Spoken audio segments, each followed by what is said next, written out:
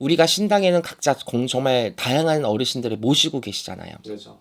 그리고 제일 중요한 무속인 당사자는 신명을 모시면서 영매로서 영매 그 기운이라는 걸 느껴요. 항상 어디를 가든지 어떤 장소를 가든지 영매로서 느끼는 그 기운들이라는 게 있단 말이야. 내 신당에 잊지 말아야 될 존재가 있다고 하면 제일 먼저 그걸 캐치를 해야 되는 게 무당이에요. 그렇죠. 그리고 이 사람이 흘리고 갔던 뭘 따라붙어 왔던 그걸 제일 먼저 캐치해야 되는 거 무당이거든요.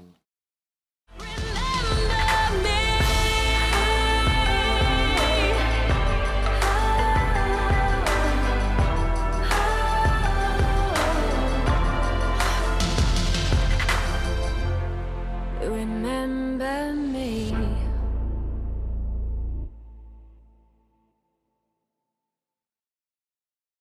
선생님 안녕하세요. 안녕하세요.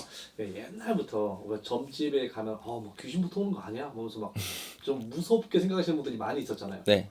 이제 그런 것처럼 점집을 많이 다니면 뭐 귀신이 많이 붙어올까? 근데 나 이게 좀 의문스러운 게 네. 그럼 절에 가도 귀신이 많이 붙어와? 이 부처님의 원력으로? 여기는 신의 원력으로. 그렇죠. 여러분들 이게 종교적인 거를 보자면요. 뭐 교회도 많이 가고 성당도 많이 가고 절도 있을 거고 그쵸? 법당도 있을 건데 왜 굳이 이 무속에 대해서는 신당에 가면 귀신이 붙어온다 이렇게 생각을 하는지 저는 솔직히 잘 모르겠거든요. 아직도. 솔직히 같은 종교라고는 하지만 무속은 뭐 종교라고 하기보다는 대표적인 한국의 샤머니즘이죠. 전통 신앙인데 물론 신앙적인 것만 보면 다 각자의 신앙들이 있으니까. 근데 이 얘기들이 어디서 나왔냐면 기독교에서 나온 얘기예요. 그렇죠. 이 얘기가 하나님이나 예수님 말고 다른 신을 믿으면 지옥 간다. 근데 어떤 종교에서도 그런 얘기를 하는 데는 기독교밖에 없거든요. 맞아요. 오히려 불교에서는 종교는 각자의 자유다라고 얘기를 하거든요. 신앙은 자기의 자유라고 얘기를 하기 때문에 어떤 신을 믿더라도 이제 자기 마음이 중요하다 막 이런 식으로 이제 얘기를 하기 때문에 좀 해석도가 좀 다른데 이 무속 신당에 가면 귀신부터 온다 이것도 악령이부터 온다 이것도 이제 기독교에서 나온 얘기거든요. 그러니까 사실 좀 잘못된 근거 없는 얘기죠. 맞아요. 근데 신당에 가서 귀신부터 온다라는 건 우리가 솔직히 근데 어떻게 해석하냐에 따라 틀리기는 한데 무당들이 모시고 있는 게 뭐 조상신이 될 수도 있고 천지신명이 될 수도 있는데 쉽게 말하면 이거죠.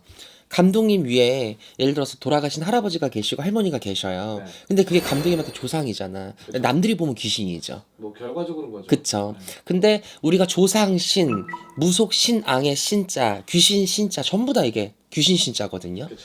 말 그대로 영적인 존재들이죠. 영적인 존재들이죠. 따지고 보면 예수님도 귀신이죠. 그렇죠. 그쵸. 하나님도 귀신이고 그렇죠. 다 귀신이에요. 네. 근데 왜 무속인만 가지고 그럴까? 저는 되게 아직도 이해가 잘 안 가는데 일단 결론 팩트부터 얘기 드리면 그렇지는 않습니다.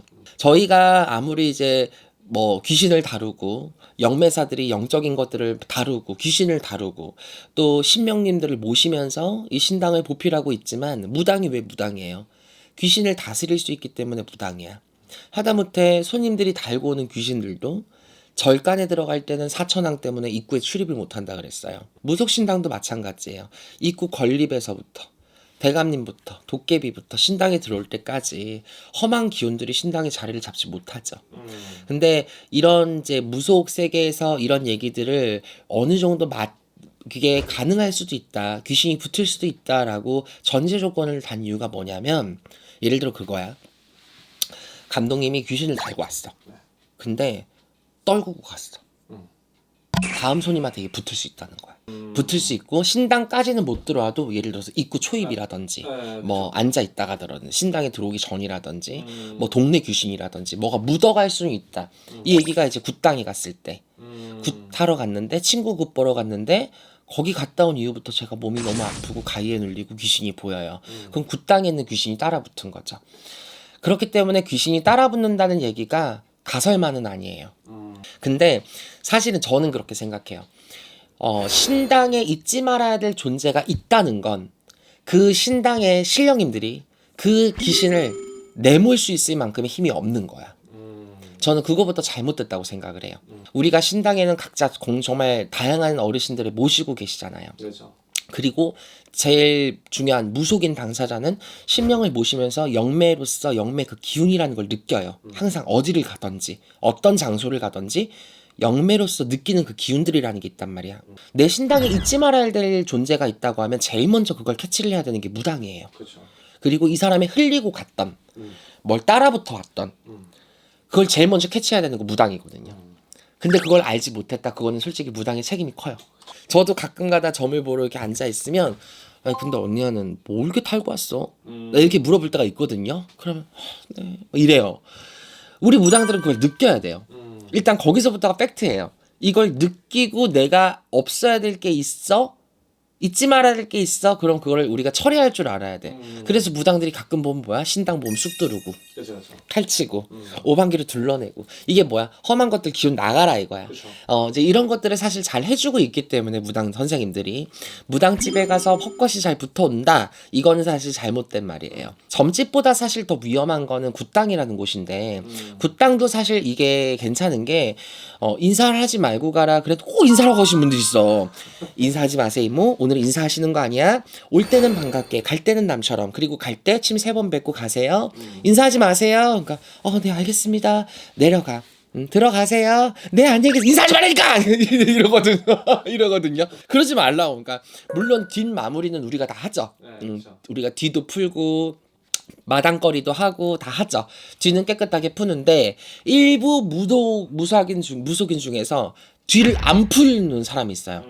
또 뒤를 잘 안 푸는 사람들, 아예 안 푸는 사람들. 그러니까 무당이 구세 시작과 마무리를 할 때 부정을 제대로 치지 않았거나 뒷마무리를 깨끗하지 않았거나 그래서 처진 귀신들, 빠진 귀신들이 굿당에 돌아다니다가 뭐에 묻어갈 수도 있다. 이제 이런 것들 때문에 무당들은 그걸 아니까 그런 얘기를 들었을 때 근데 아예 근거 없는 말은 아닌데 라고 한 게 그 이유 때문이에요. 근데 여러분들 그거는 정말 극소수의 이야기고요. 그리고 정말 귀신이 붙었다 하더라도 그거를 사실 잡아내고 처리할 수 있는 건 무당이 맞죠. 알게 모르게 다 부정치고 퇴치할 거 퇴치하고 다 합니다. 그러니까 무당집에 가면 귀신 따라 붙는다 뭐 이런 얘기는 여러분들이 뭐 깊게 생각하시면서 겁내면서 막 신당 못 오고 이러지는 않으셨으면 좋겠다. 그래서 여러분들 무당집에 가면 귀신이 따라 붙는다 아니다에 대한 썰을 좀 풀어봤어요. 여러분들 도움을 좀 받으셔서 무당집에 가실 때 그런 이제 인식은 좀 버리시고 편안하게 다니셔도 될 것 같습니다. 감사합니다.